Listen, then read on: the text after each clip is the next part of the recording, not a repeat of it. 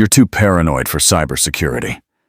My name is Noah Bennett. I'm 31 years old, and I've been writing security code for government contractors in Portland, Oregon, for 6 years.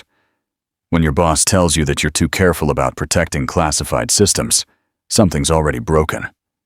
I worked for a Valkyrie Digital Shield, a private firm with clearance to maintain monitoring infrastructure for federal agencies. Not the flashy kind of cybersecurity you see in movies, just quiet, methodical work. Scanning firmware updates, patching vulnerabilities, making sure the digital locks on sensitive data actually locked. My desk sat in a sterile office building 4 blocks from the federal buildings downtown. Most days, I never saw sunlight until I walked to my car at 6:00 p.m. Marcus Thorne had been my supervisor for 2 years. Mid-40s, always wore expensive ties, talked about strategic partnerships and client retention. He approved every line of code that went into government systems, and he never questioned my work. Until last Tuesday, I was reviewing a routine firmware update for a Department of Energy monitoring system when I spotted something that made my chest tighten. A small subroutine buried deep in the authentication layer, an outbound channel that activated under very specific conditions. It bypassed security protocols and rerouted data packets to an encrypted offshore node. I ran the trace 3 times. Same result every time. The approval signature on that code belonged to Marcus. I printed the evidence and walked to his office. He was on a conference call about quarterly projections, gesturing at spreadsheets on his monitor. When he saw me standing in his doorway with the printouts, he ended the call. "What's got you wound up, Noah?" I set the papers on his desk. "This firmware update has a backdoor." He glanced at the code, then leaned back in his chair. "Looks standard to me. It's creating an unauthorized data channel. Sensitive information is being copied to an external server." Marcus laughed. Actually, laughed. "You're reading too much into it. Sometimes clients need flexible access to their own systems. This isn't flexible access. This is a security breach." His smile faded. "Noah, you've been doing this work long enough to understand how the industry operates. Strategic access keeps clients dependent on our services. Don't act like you're above the business model." I stared at him. 6 years of late nights, security clearance reviews, and meticulous attention to detail. And he was telling me that deliberate vulnerabilities were just good business. "I'm not comfortable with this," I said. "Then maybe you're in the wrong field." I walked back to my desk and sat down. My hands were steady, but something fundamental had shifted. I'd spent my entire career believing that protecting government systems meant protecting the country. Now I was learning that my own supervisor was actively undermining that protection. I opened my workstation and began quietly copying files to an encrypted external drive. I'd been hired at Valkyrie Digital Shield straight out of graduate school at Oregon State University. My thesis had focused on penetration testing for critical infrastructure, and Marcus had recruited me personally. "We need someone who thinks like an attacker," he'd said during my interview. "Someone who can spot vulnerabilities before the bad guys do." For the first 4 years, I believed that's exactly what I was doing.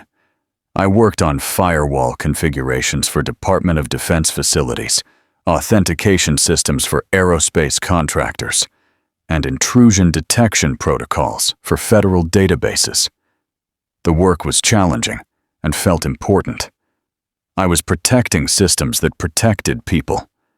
My security clearance required periodic reviews, background checks, and polygraph examinations. I'd passed everyone without issue because I had nothing to hide. My colleagues respected my attention to detail, and my code had never been compromised. Marcus often praised my thoroughness in team meetings. But over the past year, I'd started noticing small inconsistencies. Code reviews that bypassed standard protocols, patches that seemed to introduce new vulnerabilities rather than fix existing ones. When I raised concerns, Marcus would dismiss them as overthinking, or explain them as necessary accommodations for client requirements. 3 months ago, I'd found similar backdoor code in a Justice Department monitoring system. When I brought it to Marcus's attention, he'd told me the client had specifically requested that functionality for internal auditing purposes. I documented my concerns in an email, but he'd assured me everything had been properly authorized. Last month, I discovered that our security certificates for several intelligence contractor systems had been duplicated and stored on an unsecured server. Marcus had explained it as a backup protocol required by the contract terms. But when I'd asked to see the contract language, he'd told me those documents were above my clearance level. Each time, his explanations had seemed plausible enough to quiet my concerns. I trusted him. He'd been my mentor, the person who taught me how to navigate the complex world of government contracting. When you work in cybersecurity, paranoia is part of the job description. You learn to question everything, but you also learn to trust your chain of command. Now, sitting at my desk with evidence of deliberate sabotage, I realized that my trust had been weaponized against me. Marcus hadn't just been approving vulnerable code. He'd been systematically installing backdoors into critical government systems. And he'd been using my reputation for thoroughness to provide cover for his activities. I thought about my father, who'd served 20 years in the Navy before retiring to a small farm in rural Oregon. He taught me that integrity wasn't negotiable, even when it was inconvenient. Especially when it was inconvenient. I finished copying the files and locked my workstation. Marcus's office light was still on, and I could hear him on another conference call. I had a decision to make, and I already knew what my father would have told me to do. The right thing was rarely the easy thing. The back doors were too sophisticated to be accidents, I said. And when I confronted Marcus about them, he didn't deny what he was doing. He just tried to justify it as good business practice. How long do you think this has been going on? Based on the timestamps in the code, at least 18 months, possibly longer. Agent Diaz closed his laptop. Mr. Bennett, we're going to need you to provide a formal statement for our investigation. Are you willing to testify about what you've discovered? I thought about Marcus's threat to destroy my security clearance, about the fabricated performance evaluation, about the humiliation of being fired in front of my colleagues. Yes, I said. Dr. Chen handed me a business card. Don't discuss this investigation with anyone except the contacts on this card. We'll be in touch within the next few days. As I drove home, I realized my career in cybersecurity wasn't over. It was just beginning in a very different way. Instead of working for contractors who might compromise national security for profit, I'd be working directly with the people whose job was to protect it. For the first time in months, I felt like I was on the right side of something important. The next morning, I woke up to news reports about a federal investigation into cybersecurity breaches at government contractors. Valkyrie Digital Shield wasn't mentioned by name, but the details matched what I'd reported to Dr. Chen. The story quoted an unnamed DHS official saying the investigation involved systematic compromises of classified systems by personnel with authorized access. My phone rang while I was reading the article. It was Dr. Chen. Can you come in today? We have some developments you should know about. The DHS building in downtown Seattle was nothing like the sterile office where I'd worked for Valkyrie Digital Shield. Armed guards, metal detectors, and identification checks at every checkpoint. Dr. Chen met me in the lobby, and escorted me through a maze of corridors to a secure conference room. Agent Diaz was waiting with two other people, a woman from the Department of Justice and a man who introduced himself as Director Hayes from the FBI's Cyber Division. "Mr. Bennett," Director Hayes began, "based on your information, we executed search warrants at Valkyrie Digital Shield early this morning. We've seized servers, workstations, and documentation. We've also frozen the company's government contracts and revoked security clearances for key personnel." The Justice Department attorney opened a folder. "Marcus Thorne has been arrested on charges of espionage, computer fraud, and theft of government property. We've also arrested two other individuals, a systems administrator named Elena Rhodes and a project manager named Daniel Hartman. I'd worked with both Elena and Daniel. They'd seemed like dedicated professionals who cared about cybersecurity. Learning they'd been part of Marcus's operation was like discovering people I'd trusted had been lying to me for years." "What about the other employees?" I asked. "Most appear to have been unaware of the criminal activity," Agent Diaz said. "They'll be interviewed as part of the investigation, but we don't expect charges against the majority of the technical staff." Director Hayes leaned forward. "Mr. Bennett, we have a proposition for you. The government needs cybersecurity professionals who can identify and counter the kind of threats you've helped us uncover. We'd like to offer you a position as a classified systems architect with the Department of Homeland Security." I stared at him. Less than 24 hours ago, I'd been unemployed and potentially unemployable. Now I was being offered a position with the federal agency I'd been trying to protect. "What would that involve?" I asked. Dr. Chen answered.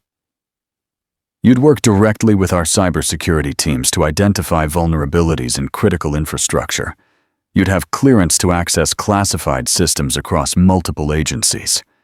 And you'd help us develop protocols to prevent the kind of breaches Marcus Thorne was facilitating. The position comes with a significant increase in responsibility and compensation," Director Hayes added. "It also comes with federal protection. The people Marcus was working with may not be happy. Their operation has been exposed." I thought about the 6 years I'd spent at Valkyrie Digital Shield, believing I was protecting national security while unknowingly helping to undermine it. This was a chance to do the work I'd always thought I was doing. "I'm interested," I said. The Justice Department attorney slid a contract across the table. "There are extensive background checks and security protocols involved. The clearance process will take several weeks, but if you're willing to start immediately, we can begin with preliminary assignments while the paperwork is processed." I signed the contract without reading all the details. Sometimes the right decision didn't require analysis. It just required courage. As I left the DHS building that afternoon, I realized reporting Marcus hadn't destroyed my career. It had given me the opportunity to build a better one. 6 weeks later, I sat in a federal courtroom as Marcus Thorne was sentenced to 15 years in prison for espionage and computer fraud. He tried to negotiate a plea deal by providing information about his foreign contacts, but the damage to national security had been too extensive for leniency.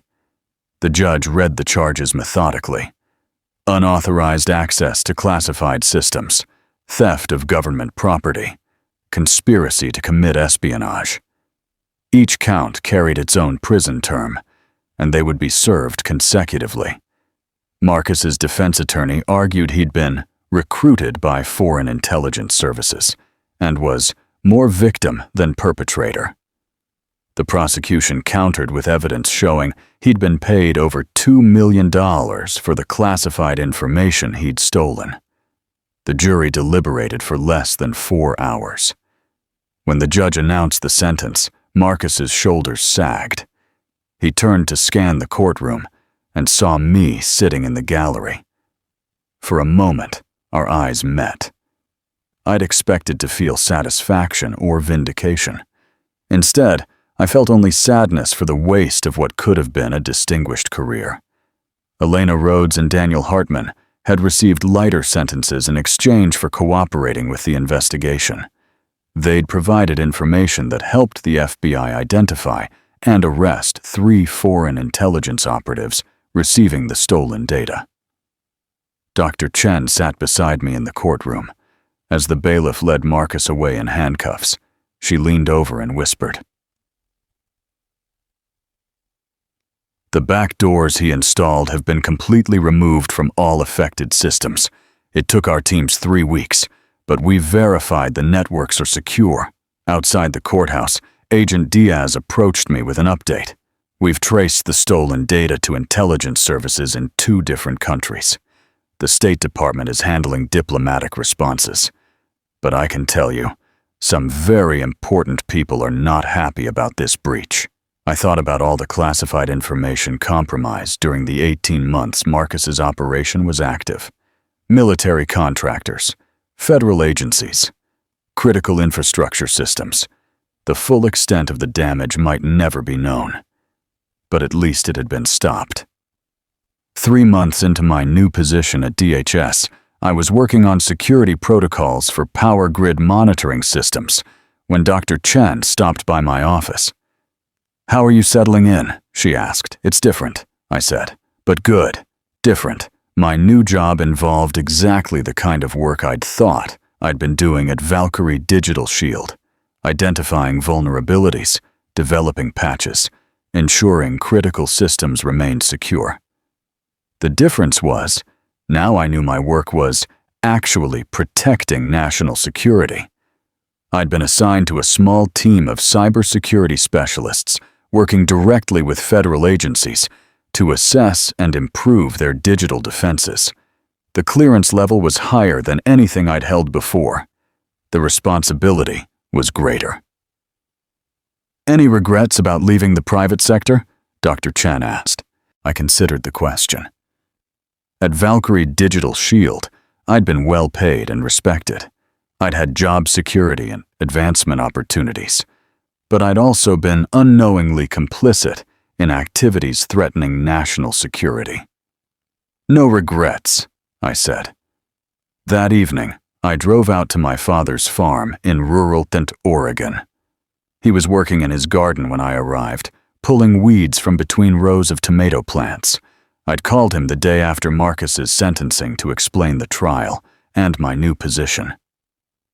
"Proud of you," he'd said simply.